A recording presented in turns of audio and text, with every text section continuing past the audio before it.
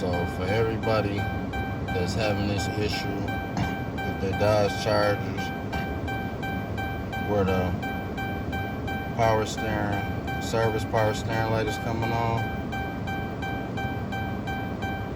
go around here to the, well, my issue was I checked everything and I couldn't figure it out. So I came around here.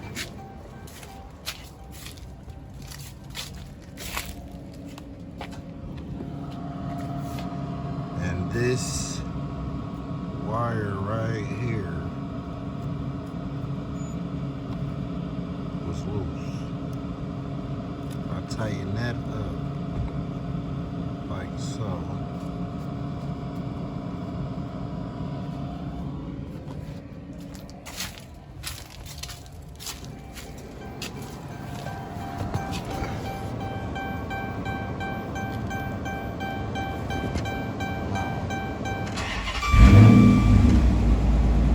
Lights gone. Power steering works. Everything's back to normal. So for everybody that was having that issue, hopefully this helps.